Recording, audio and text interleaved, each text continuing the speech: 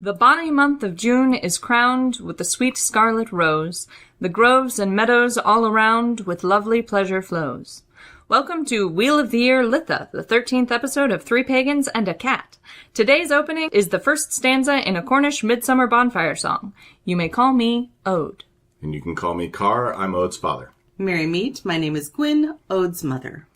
And I didn't laugh at that one because I came up with it. I found it. Carr found the midsummer bonfire song and brought it to me and said, "This is the opening for this episode." And I said, "Okay." It means I won't laugh at it. It fits very well, though. Since I was given crap the last couple of times about Cackling? laughing at them, yes. Yeah.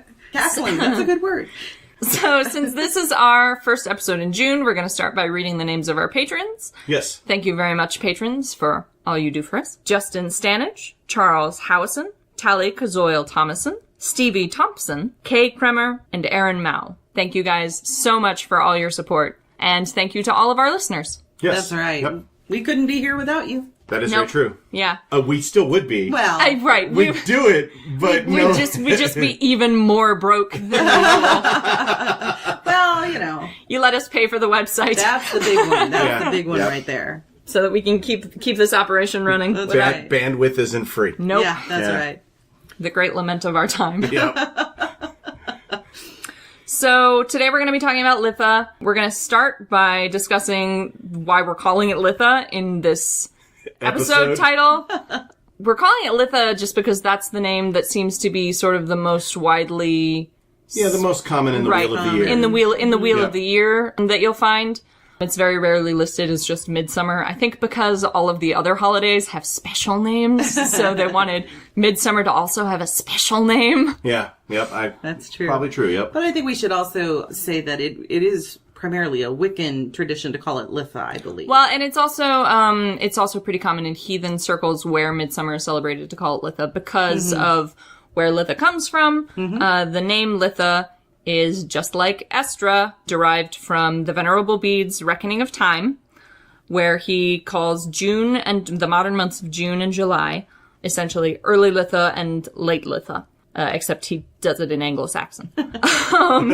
Makes sense. Right. And Anglo-Saxon is derived from Germanic languages, so heathens and Germanic neo-pagans tend to use Litha as their preferred term for midsummer, just because it sounds right. And during our research, we have discovered that there are probably 12,000 other names for this time of year, depending on where you're from, what your path is. There's so many of them that we've come up with, and even what I've language seen you speak. like variations summer of those. solstice is different than midsummer. Well, it's the same time. Yeah, it's the same time frame. It's within a week. Well, no, midsummer and the summer solstice take place at the same time.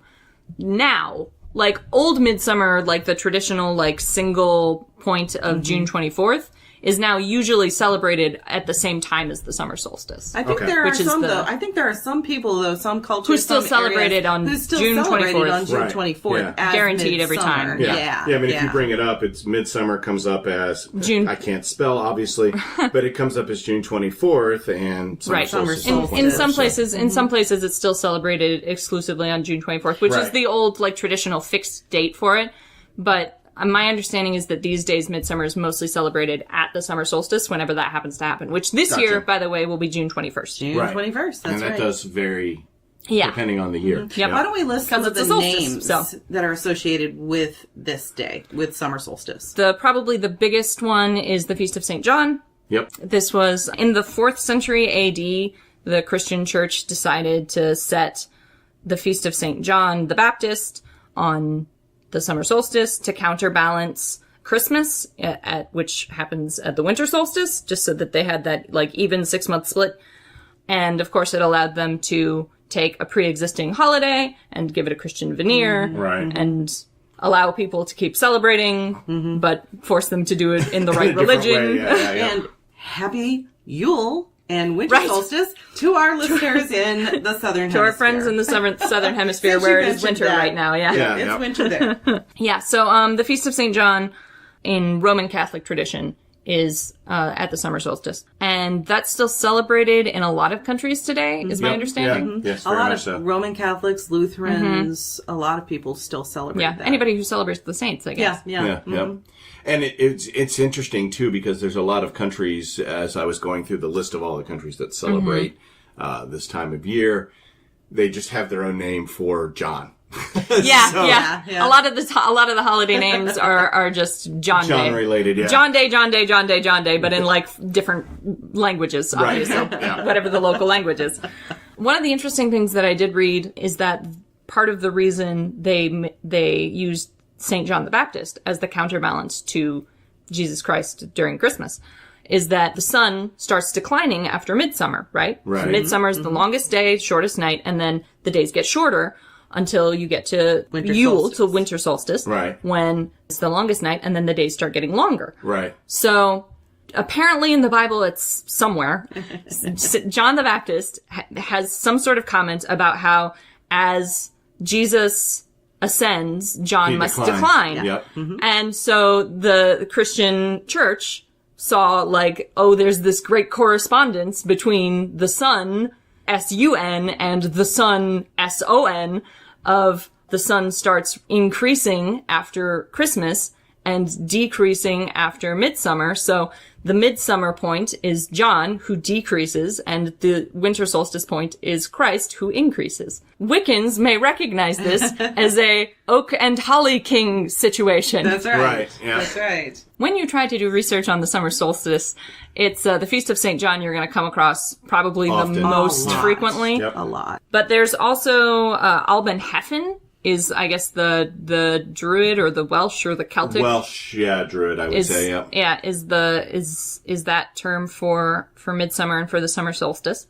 The meanings I have found for it are light of the shore or light of summer. I can't find out where those meanings originated. Alban Heffen and all of the Albans, Alban, Arthun, Eilir, and Elfhed, those are the names for various solstices, and those come from Iolo Maneg, which I'm probably mispronouncing horrifically. His name was Edward Williams. Edward Williams, I think Iolo Maneg was his pen name. He was a late 18th century writer who he created manuscripts which he claimed were ancient Druid texts, which I would call forgery. I guess there's some contention on that subject. They weren't discovered to be forgeries or to be his own, like, whole cloth invention until after his death in the early 19th century. But his work was sort of the basis for a lot of early Druidry. Yep. So his fingerprints are on a lot of modern Druidry. And my understanding is the Albans, Heffen, Arthun, Eilir, and Elfhed, he created by taking existing Welsh words and sort of chopping them up and reconstructing them into new words. I suspect, although like I haven't done a great deal of research on this, with the intention of making them seem as if they were older, like Proto-Welsh, and then using those as the terms for holidays. This is one of those things where, like, the same way Wiccans just have to make their peace with the fact that Gerald Gardner is the originator of Wicca. Modern Druids who are following the path of Iolo Maneg is the originator of this information that we have about the Druids. How much of this information he created out of just imagination,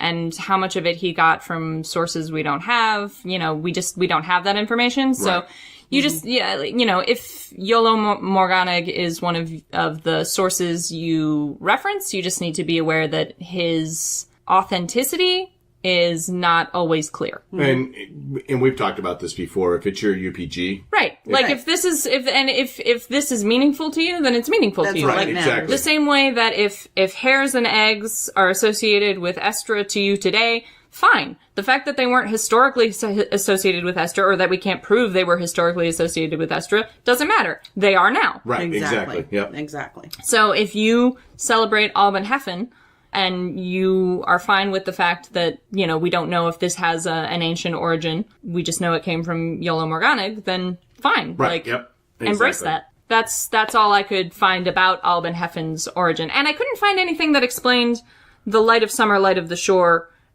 meaning for it. I did find in a Welsh to English dictionary that Alban means sort of greatest or highest.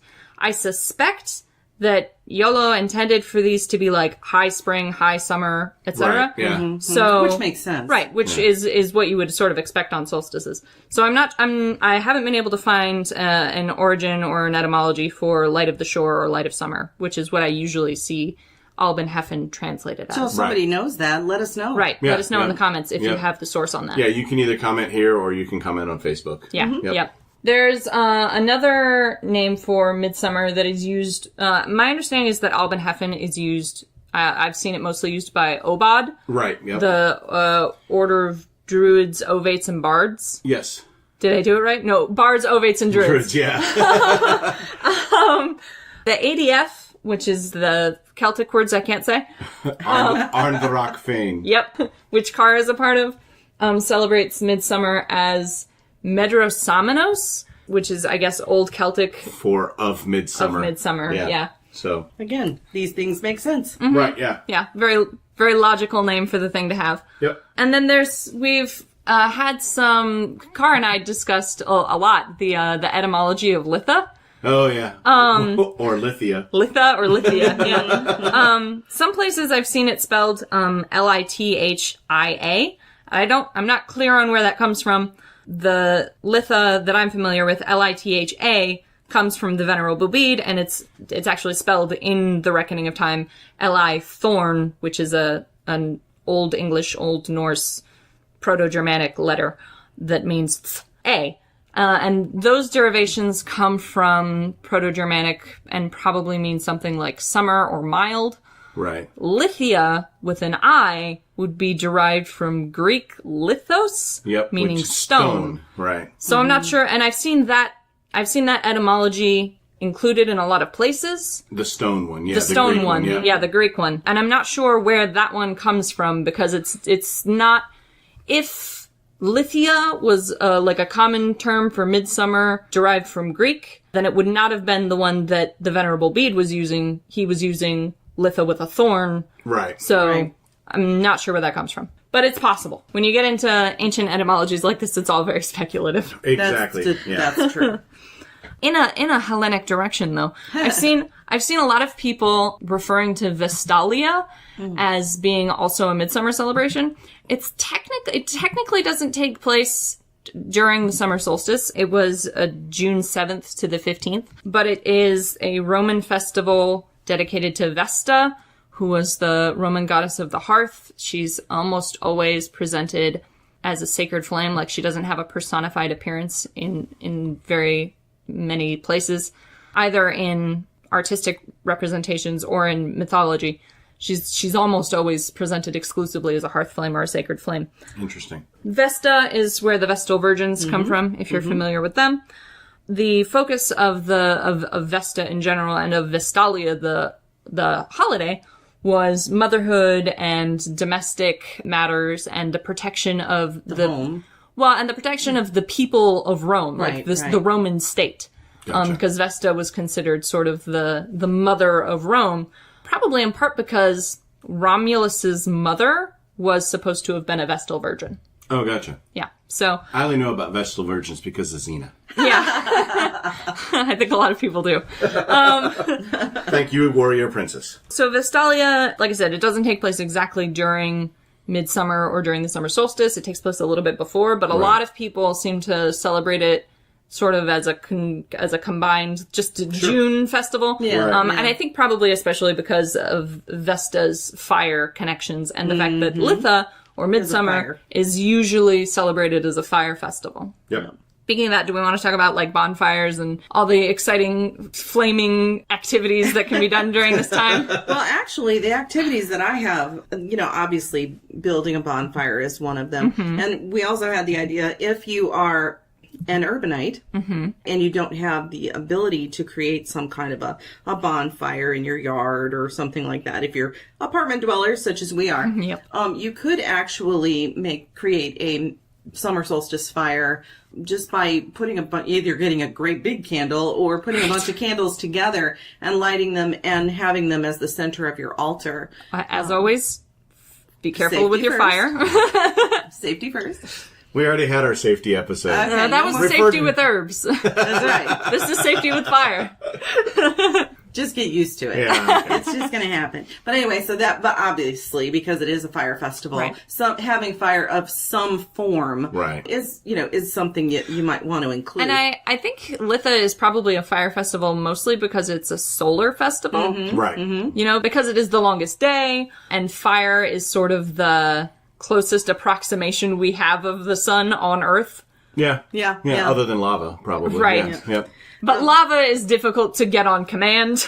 True. And you really don't want to bring it into your Right, home. exactly. Right. Fire is something we can produce intentionally and at So least you're saying pretend that's to easier control. to contain? Right, all right. All right, fine, no lava. Okay, so beyond having a fire of some sort, whether in your cauldron or in a fire pit or something like that. One of the things I've heard, though, is that you should light a candle at sunrise and have it burn all the way until sunset. During the long Well, then day. obviously, if you're going to do that, you need to have somebody who's available to watch the candle. Correct, yep. In a devotional way, if at all possible. Right, Yeah, exactly. Yeah. If you can set aside a whole day to just devote to worshiping the sun and watching the candle, and that would be really good. Here are some activities that you can do while you're watching your candle burn. Cool. All right. So one of the things you can do is make amulets of protection out of herbs such as rue and rowan.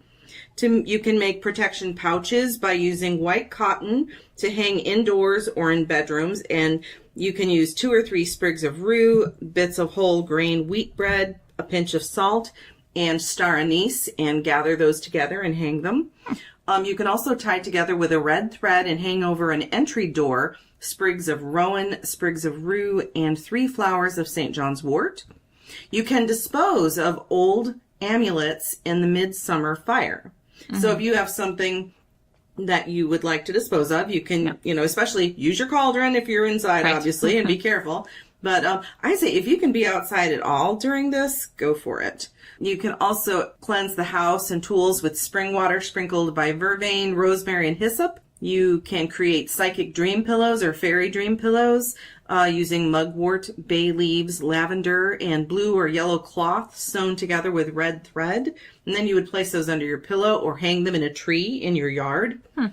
According to this, you can see fairies at night if you soak thyme in olive oil and then carefully anoint your eyelids before you go out into the woods. Interesting. You can also make a solar wheel to hang outdoors on a tree, in an entryway, or in bedrooms. You can do this by twisting willow, palm, or grapevine into a circle, or if you are urbanites as we are, you can go to your local Hobby Lobby or, get a craft wreath. Not Hobby Lobby. What is it? Michael's. Thank you. Go to Michael's and get, something that's already made. Right. We don't want to go to Hobby Lobby. Good point. Never. You're good. You're right. Okay. They stole ancient Sumerian tablets or whatever. Yeah, we don't want to go there. So anyway, but you can make a solar wheel, and then you can also make a witch's ladder by braiding 3 strands of 3-foot-long yarn in red, black, and white for the triple goddess. You can burn the old Yule wreath in the Litha fire because it's, Wow, you've kept that Yule wreath a long time. Yeah. Yeah. You can tie a bunch of fennel with red ribbons and hang it over the door for long life and protection of the home. You can go harvesting herbs such as St. John's wort, vervain, and yarrow. Anything with yellow flowers, Anything with yellow flowers. You can go harvesting and for that solar connection. Exactly, and adorn your home with these things and use them in your work. And then you can also look for the fairy folk under an elder tree. But according to tradition, if you eat their food, that means you stay with them for 7 years. Assuming that they offer to feed you. Yes. Which is, certainly don't steal the neighbor's food. Right. Exactly. But that's what I have. And again, it is from Anne Mora's Grimoire for the Green Witch. Cool. I don't have a ton for that. Just a little bit of stuff. Well, the one that I thought was most interesting was creating a Litha garden where you're actually creating an elemental garden. So you've got fire, air, water, and earth. Yeah.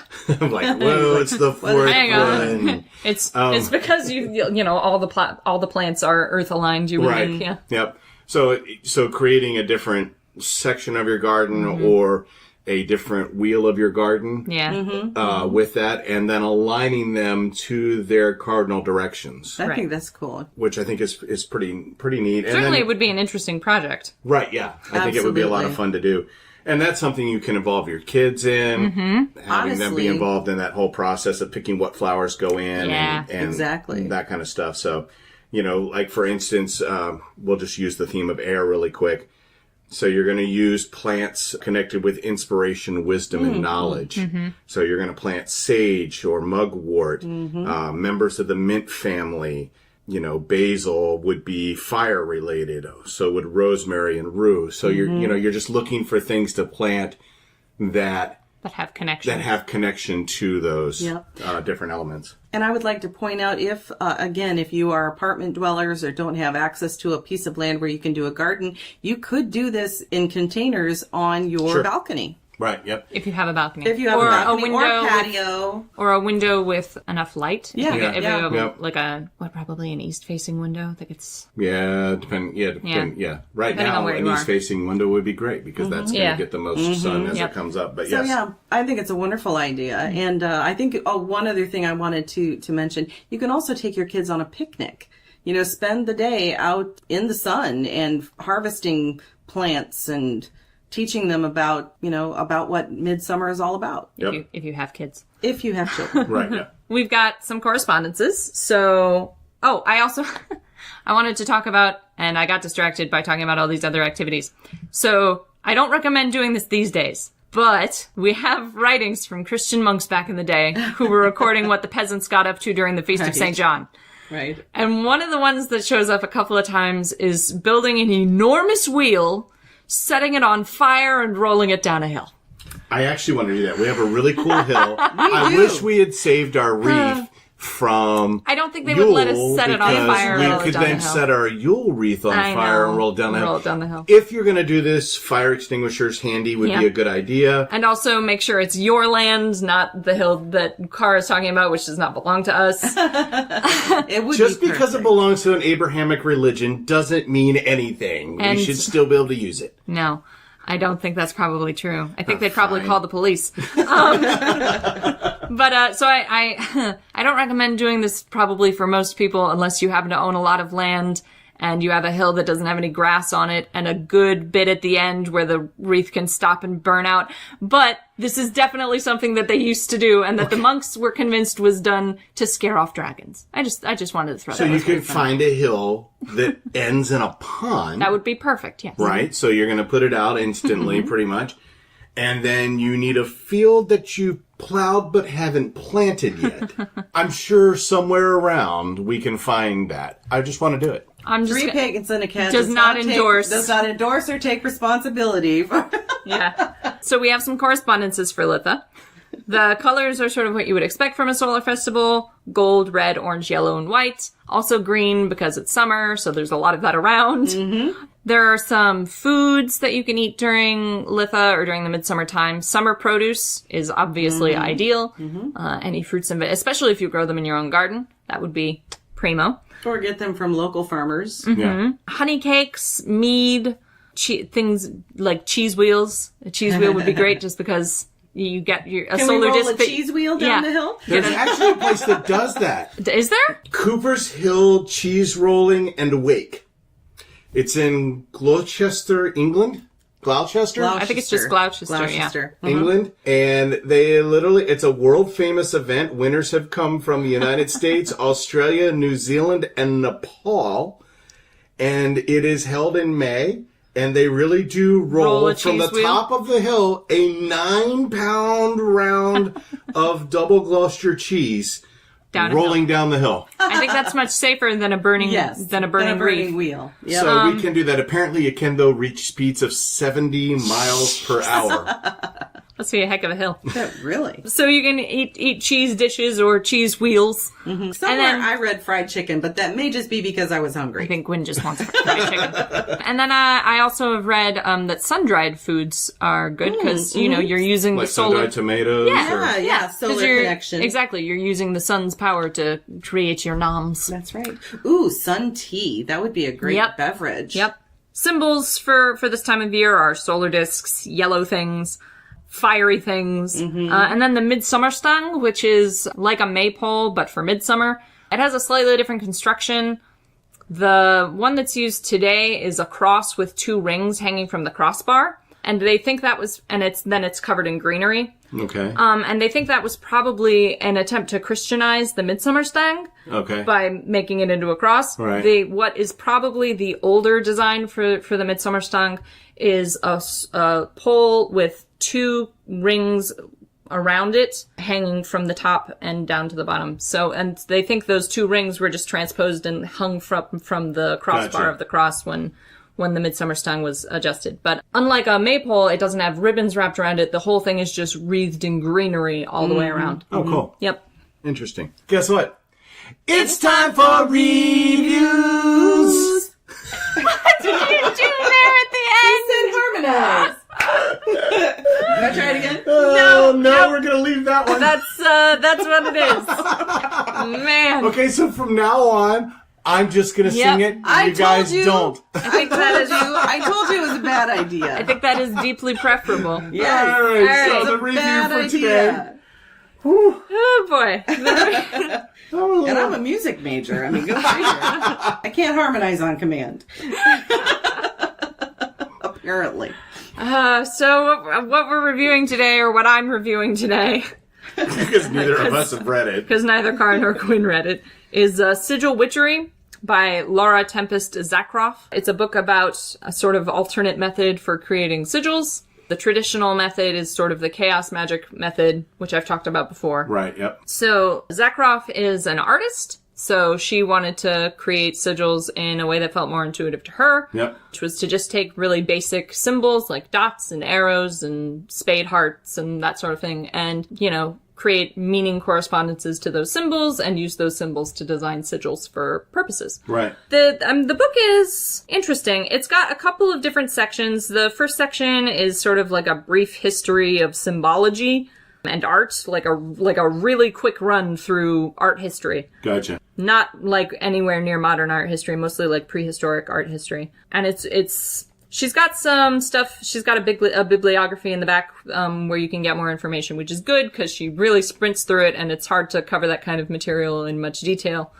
in this kind of a book. Unless you're me, in which case I don't want a huge art history lesson, probably. Right. I also found it just sort of a weird read, maybe just because I'm used to reading about those subjects in a much more academic way. And Right. Zakroff has a very sort of conversational style. And so I had this like weird disconnect in my brain trying to read about an academic topic in a conversational style. Gotcha. But so then the next part of the book, she goes on to suggesting meanings for various simple symbols that you'll combine to make Gotcha. into sigils. And so that's interesting. She includes space under each one for your own associations with those nice. symbols. Yeah. That's nice. So that you can sort of build up your own library Right. of basic symbols. That's cool. Yeah, and that's pretty extensive. That's what most of the book is. And then she's got a section for word symbol associations. So it's a list of words that you're likely to use in a sigil, like solve or work or trust. Oh, interesting. Okay. And then a space for you to sort of develop a symbol that means that word to you. Oh, nice. Okay. Yeah. And then she's got a section further on about the process of creating a sigil and what she calls applying and acknowledging the sigil. She doesn't believe in activations, Okay. which is this sort of traditional chaos magic method. Gotcha. So she gives a couple of examples of how to put a sigil together, and then there's a pretty long section in here about ways to apply the sigil, like what things to use, like markers or paint or salt or doing it in the earth or Oh, okay. yeah. So there were some Yeah. interesting things in there that I hadn't thought of before that were interesting. Some that are like temporary, like make it in salt and then let it blow away, like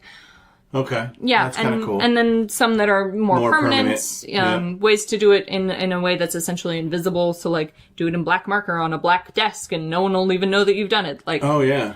yeah, so she had some interesting thoughts on that, which I will probably pick up and use moving forward. She talks about tattooing sigils for things you want on yourself really permanently. Permanently, nice. And I've heard of people doing that before. Yeah. And doing henna sigils for things that you want on yourself less permanently. That's a great idea. Yeah, for stuff that's more time sensitive. And I wonder if you could take something that you've drawn based on this to a henna artist, and they could just basically recreate it on you. Or a tattoo artist. Or, yeah, if you wanted it to be permanent. And she even talks about if you need like a really temporary sigil, but like you want it on you for some reason, you can use makeup. So you can use eyeliner and draw it on yourself. Oh, very interesting. For just a very temporary self-applied sigil. Right. This sounds like this is it's a useful book. It's like got some textbook kind of vibe to it, but also workbook, but also suggestions. It is definitely kind of a workbook. Okay. Because like I said, it's got all these sections in it for you to sort of add your own content, work through it on your own.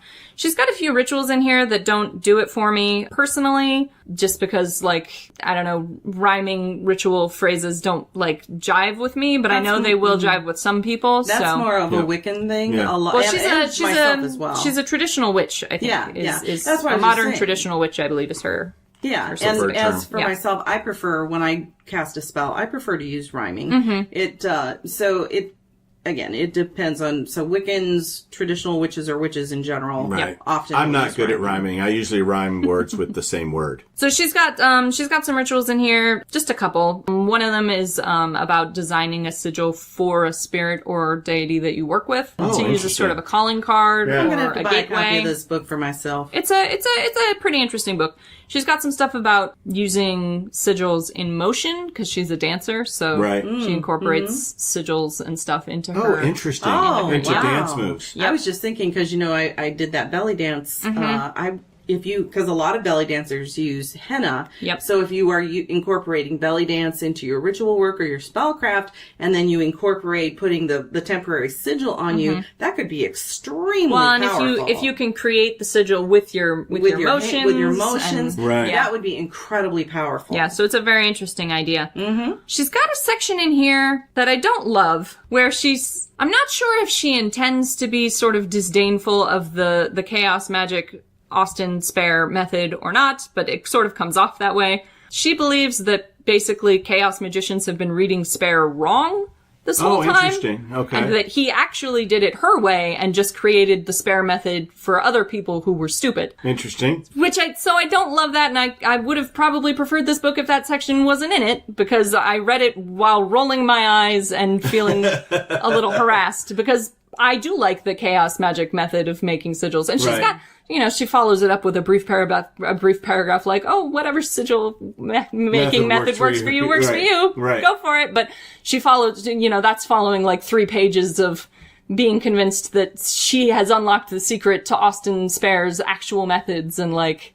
And maybe she has. Maybe she hasn't. Maybe, but the disdain I could have gone without. Right, yeah. Okay, so you felt a little attacked or harassed. A little bit. Okay. But then that's a fair assessment. So if you're really attached to the chaos magic method or the Spare method of creating sigils, just be aware that section's in this book and that maybe you should skip it. Yep. And then at the end she's got sort of another workbooky sort of thing where she has listed a bunch of scenarios for like, here's a scenario for which a sigil needs to be created.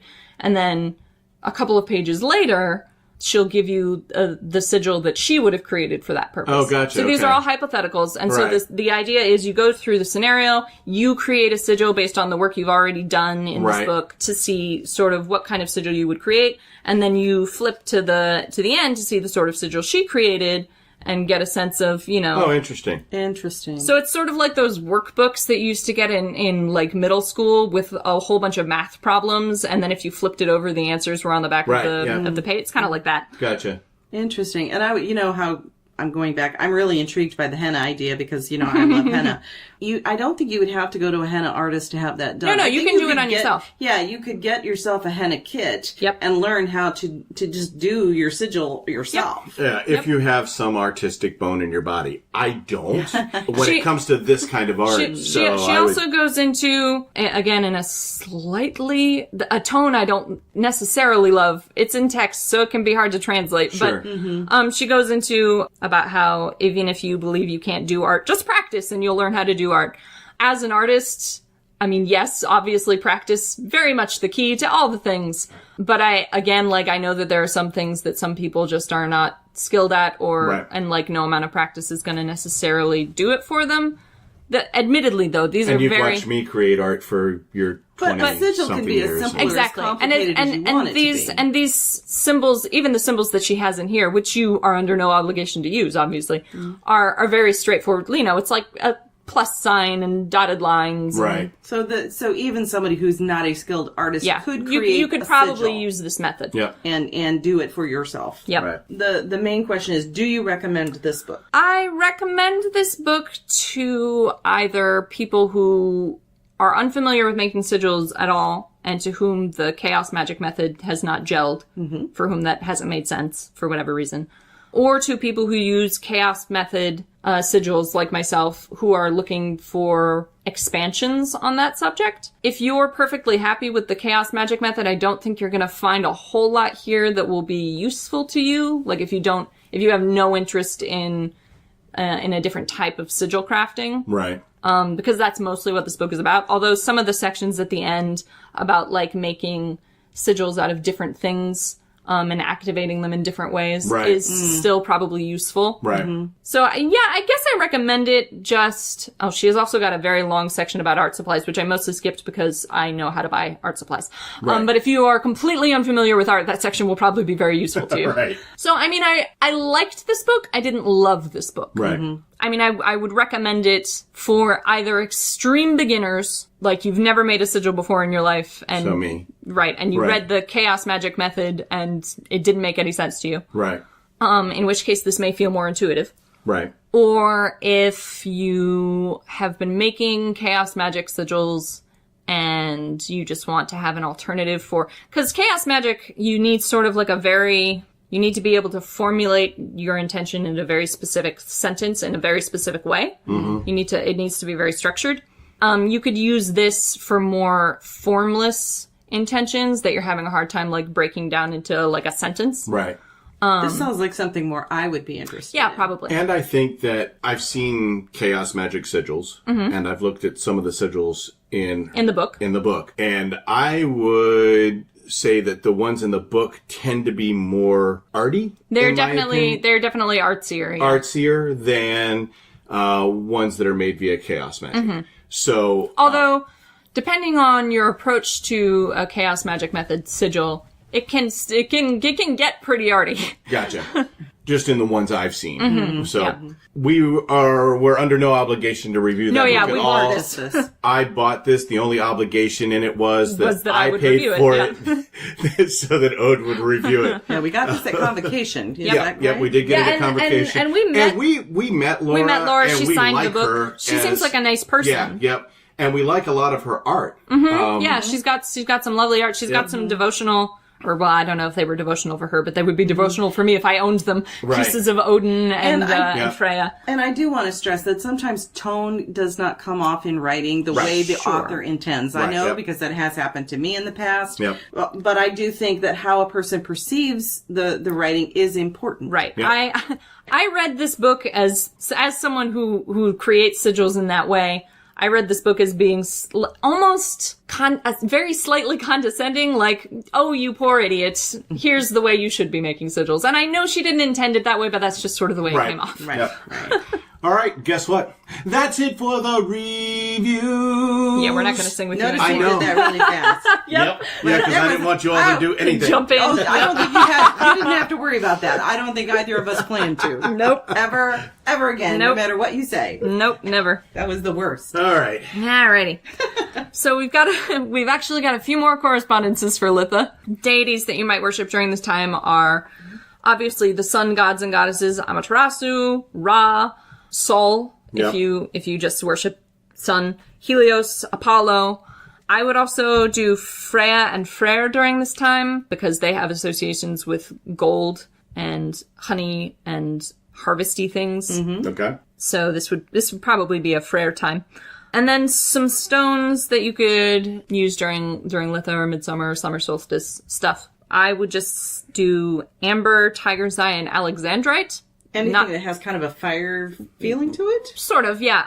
Amber definitely has a very warm feeling. I've described it before as feeling very old. Right. Tiger's Eye, I don't actually get much of a vibe. I've never gotten a vibe off of Tiger's Eye in my life, so I can't give you a lot of Tiger's Eye I can't give you a whole lot of like UPG information about Tiger's Eye, but it is usually associated with courage, confidence, and creativity. And then Alexandrite. You're unlikely to have Alexandrite just lying around, because it's very rare and expensive and is usually found in jewelry. It's a specific form of chrysoberyl, and I suggested for this time if you happen to have access to some Alexandrite, because Alexandrite under sunlight is a green stone. Under candlelight, it is a red stone. Interesting. It changes color. Depending on the type of light it's exposed to. Light that has a high radiation of red rays, like candlelight or certain types of fluorescence, it absorbs those red rays and it becomes a red stone. Under sunlight outside, it's a green stone. So it's a stone for transformation and change and cycles and magic and manifestation and that kind of thing. But I like it for this because you can take it outside during the long day. It's a green stone, corresponds to the whole summer green situation. And then as night falls and you bring it into the bonfire or to the candlelight, it will become red and symbolize those waning moments of sunlight. I think I need to get me some Alexandrite. Yeah, it's very expensive. It's very rare. There are only a few mines where you can get Alexandrite still. They first discovered it in Russia, and that mine went almost completely dry. Tiffany has like a huge stockpile of Alexandrite, but it was relatively recently, discovered in a few other mines in Brazil and a few other places. So it's not as rare as it used to be, but it's still very expensive. And it's mostly found in jewelry. But if you happen to have Alexandrite, I strongly recommend it for this time. You are not going to buy any. I was just looking at the pricing. Yeah, it's very, very expensive. If ever a piece comes across my way and it's affordable, I'm going to get it. Okay. If it's over a carat, you're talking $70,000 or more. Oh, wow. Alexandrite's very, very expensive. It's also mostly found in very small, like, chips. Yeah. Yeah. But even those are $2,500 to $15,000. Very, very expensive. Okay, so nobody is going to be getting any Alexandrite anytime soon. It's unlikely. There is synthetic Unless you Alexandrite. are a millionaire. Yeah, there is synthetic Alexandrite if that interests you. So it's unlikely that anyone listening to our podcast has Alexandrite, but just think about Alexandrite. Think about those qualities, because God, I love it, and it's so relevant to this time. All right, that's Why are you tempting me with these things that I can't have? That's Ode's Stone Corner closed. That's it. That's a new segment. Ode's Stone Corner. That is definitely a new segment. Great. Every episode, Ode's Stone Corner. You've named it yourself. It's your own fault. I didn't intend to. That's how things happen around here. That's how things happen. Yeah. So another thing we wanted to talk about for Litha is the stone circles. Oh, yeah. Yeah, Yes. the stone circles that exist mostly in Ireland, as I understand it. Mostly in Ireland, except for that's right. In 2016, they discovered a stone circle in India. Yep. I think that is so fascinating. They have carbon dated or whatever dating process they use Whatever now. they're using now. It's probably not carbon dating anymore. It's newer than it's that. something else, yeah. That they've aged at about 7,000 years old. So that's amazing. older than Stonehenge. Yep. That's older than the pyramids at Giza. Old as hell. But it is set up, this is very interesting, this stone circle is set up in a way that it mirrors Ursa Major stars. That constellation. That constellation in India at summer solstice. As it would be seen at summer solstice. At summer solstice 7,000 years ago. Yeah. Now, admittedly, that's changed, but we can go back. Right, we can backtrace that. Yeah. They can backtrace So I thought that was very Astronomers somewhere were like, Right. let's see what the stars look like. Yep. I think it just goes to show that summer celebration, solstice celebration, is something that is cross-cultural. Well, and listen, if it's important enough to you to bring a bunch of rocks, right? and put a bunch of enormous rocks and put them in a specific configuration, the many years that it took, and the to get it to to align to the the perfection that they do. The math necessary. Oh my God. The labor necessary. Yeah. When we're talking about the ones in the Celtic world, Right. in particular, mostly in Ireland. Right, which are the sort of best known. Right, Ireland, England. Yep. Probably the biggest one that everybody knows is Stonehenge. Yep. But all of those are lined up for summer solstice, which we found interesting because when we were talking about this earlier, Ode brought up, well, what about the cairns that are out there? The passage tombs. The passage tombs, so like Newgrange and Nonth and Donth that are in Ireland. So I was like, all right, cool, I'll take a look at those. Those are actually lined up for winter. Yeah, for the winter solstice. I think that's fascinating. So if you're unfamiliar with a passage tomb, it's a big cairn, basically, that's built. And it's like a mound, right? It's mostly underground. Yep, it's a mound, yep. And the majority of it's underground. And then they create like a little window above the door that when the sun hits it on winter solstice, it actually lights up the entire tomb. Yeah, it fills the whole thing. But that's the only day, and only at a certain time of sunrise does it do that, which is freaking amazing that they figured this out. Right, that they did the math on that. Right. I wouldn't be able to do it today, more or less, 3,000 years or 3,500 years ago. With the assistance of an iPhone, you could have done it. Yeah, exactly. Ode and I were talking, and we thought, well, it's kind of it's very interesting. Interesting, or we see a significance in representative. Representative of that the stone circles where people went to worship. And that kind of stuff is a summer solstice thing. A living time. Living time, right. And then the winter solstice one, the cairns, the passage tombs, are death. So it's very interesting to see that those two things correspond and I somewhat. think it's very interesting that during the winter solstice, at that time, when the sun is in that perfect place, the tomb, the dead place, is filled with light. Yeah. Which I think is that feels to me significant, maybe of the thinness of the time, the connection, the ability to connect at that moment with your ancestors. And that's the balance. You have your balance between summer solstice and winter solstice right there. Yep. That balance between life 6 and months to 6 months. Yep. Yeah. Yeah, anyway, those we found those super and I don't, interesting. and there's no way for us to know if that was what was intended with those connections, but from our perspective, that seems super significant and meaningful and very cool. Yeah. And if I ever have $1 billion just lying around, I'm gonna go to these places at these times. I don't think you're actually, I don't think you're actually allowed to go up to Stonehenge anymore. I think they're still cordoned off. Actually, at summer solstice you can.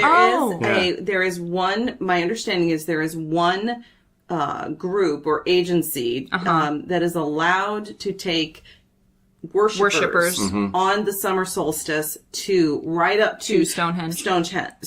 They're not allowed to touch. Right, obviously. Obviously, but it happens before the main opening of the area. Okay, but they do allow them for that particular time. But it's one particular group that's been given permission. That you have to get signed up with. And you sign up with them to go with them for a summer solstice celebration at Stonehenge. That's awesome that at least that is permitted. Right, yep. Under the watchful eye of caretakers. Right, yeah. Well, and usually tourists who are waiting for their turn to see. Who are like, why can't I go? In the back, in the... And then you've got all these druids walking through. Yeah. Well, because they had to cordon it off further and further and further back. Right. Because people kept defacing it. Yeah, exactly. Yeah. Which is a tragedy. Right. Because, it's one of these amazing monolithic... creations. It's a monument.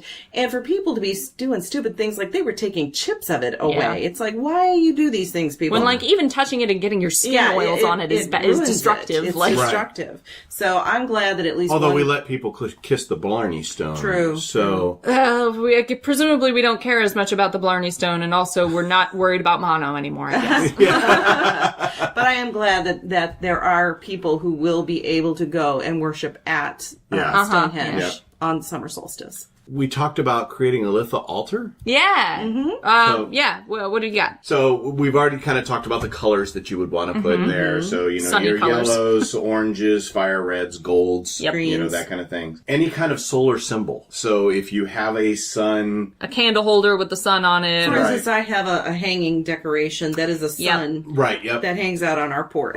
Right, but if you brought that But I in for could the bring it in altar for the for altar. Litha, yep. So anything that shows the difference between light and dark. Yeah, that makes sense. So, right, makes sense. Because the Oak and Holly King, all that kind of stuff. Right. If you're Wiccan, Wiccan, the Oak and follow Holly that King is tradition. I don't know that much about it because I'm not a Wiccan, but my understanding is that Midsommar is the moment at which the Holly King defeats the Oak King in a duel or something and takes his place. It's the other way around. No, the Holly King wins because Yeah, Midsommar is when it starts declining. So That's the right. Holly King wins leading into Yule, and Right. then That's it correct. reverses it to the Oak yeah. King. Yeah. Some of the stuff you can do for incense for this would be sage, mint, basil, obviously St. John's wort, sunflower, mistletoe, oak, rowan, and fir are things that you can do for midsummer incenses, which you can then, burn. Right. Yeah. On your altar. Divination obviously is a big deal during this time. As I know always. we always say Every that. holiday. Every holiday, man.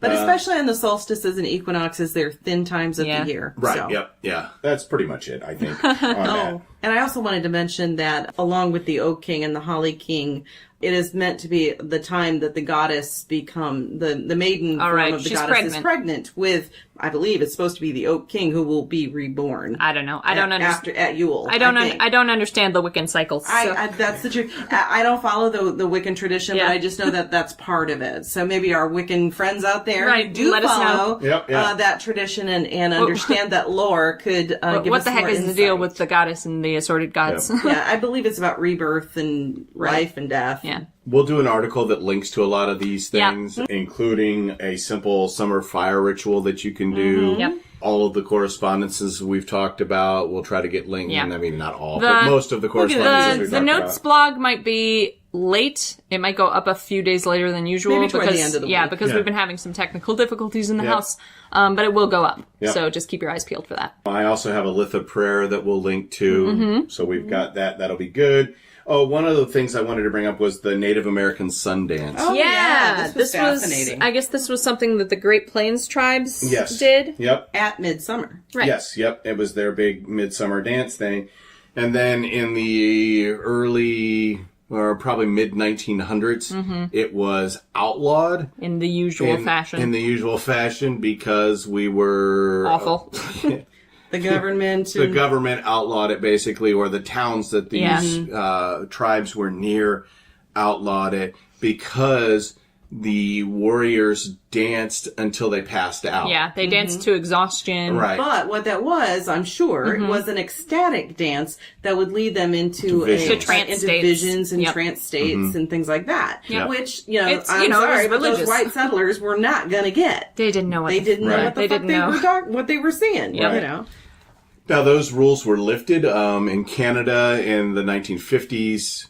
Here in the United States, because we're stupid, we We're took so until slow. 1978 to Ugh. So stupid. Almost So 1980. Oh, Yeah. I know. Isn't that ridiculous? lift it. In my lifetime. And I Yeah. apologize to our Native American brothers and sisters Yeah. out there. Who you all went to? Oh, we went to a Yeah, we powwow went this to- weekend. It was, Right. it Yeah, was we went to the wonderful. Gathering of Three Fires. Yeah. I think Yep. it's what it is. Yeah. So, anyway, I thought the Sundance was interesting, that it's another thing you can think about during this time. That's I don't right. necessarily, I would wouldn't- not no. add it to your arsenal of things to do No. because it's a Please don't separate- be appropriated. right, yeah, exactly.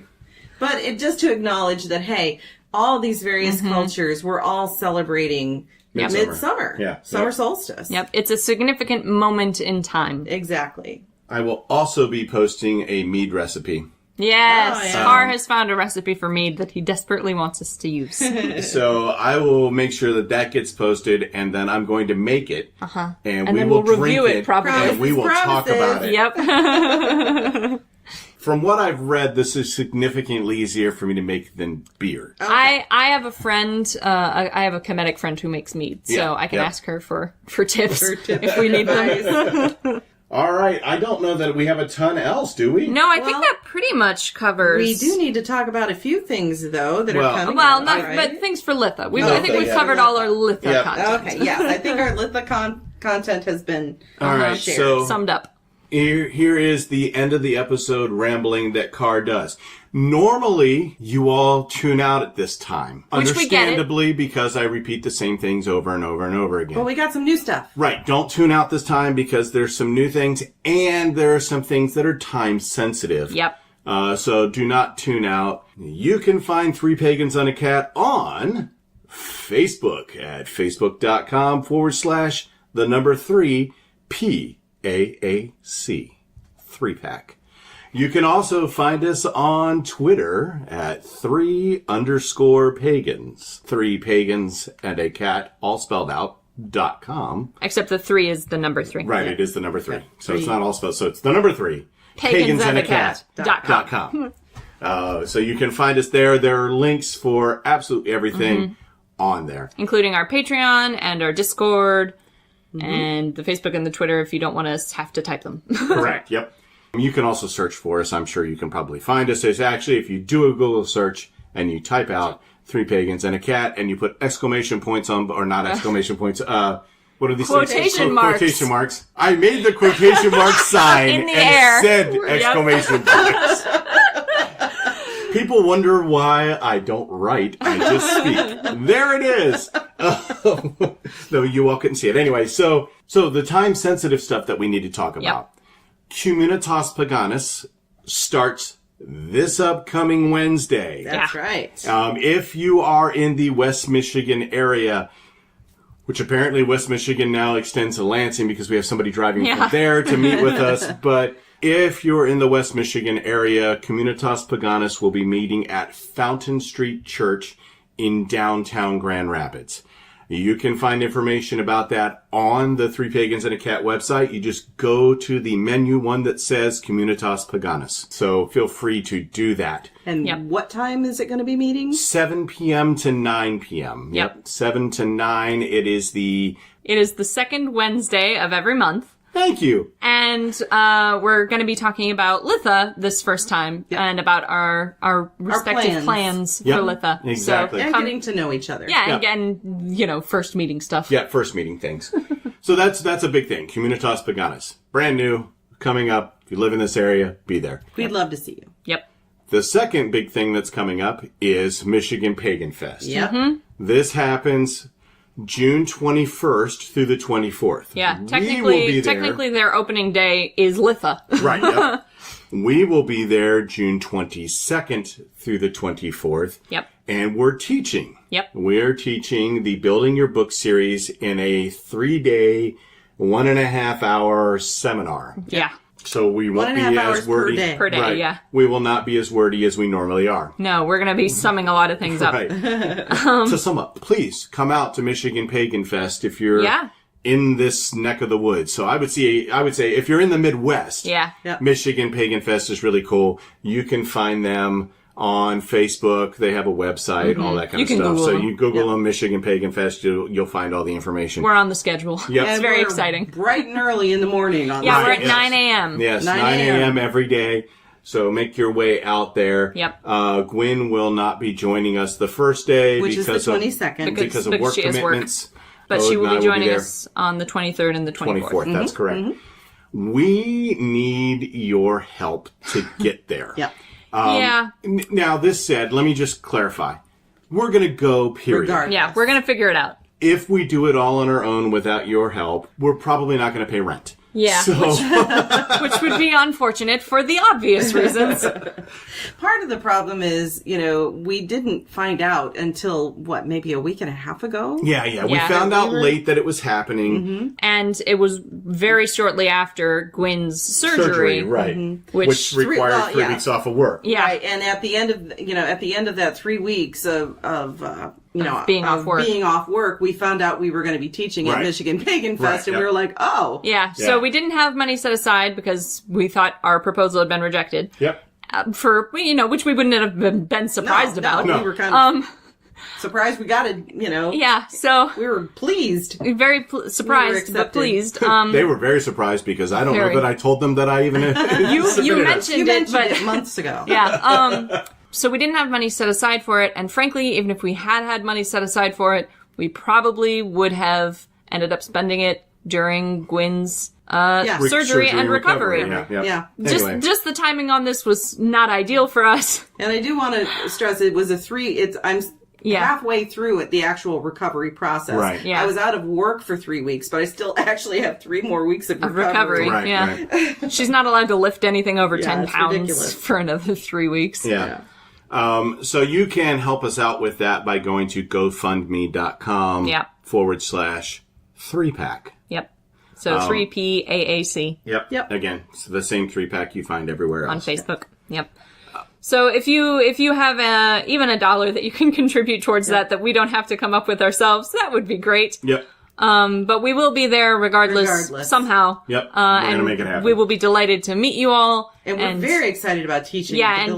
Teach the Building Your Book series and attend a lot of other people's classes. That's right. If you guys haven't seen the schedule yet, it looks good. There's going to be some great teaching. We're very excited. We're thrilled to not only be going and being able to hear all this great teaching, but to be a part of that schedule is just such an amazing honor. It really is. So. All right. That's it. Yeah, I think that covers everything. We have covered everything. Thank you all for listening to the very end. Yep. Always. Thanks for listening at all. We love you guys. Yep. We love you. We're grateful for all your support. That's right. Financially, emotionally, and in terms of discourse on the Facebook. That's right. Yeah. Please keep sending us messages. Join us on the Facebook. We love that. All right. Bye.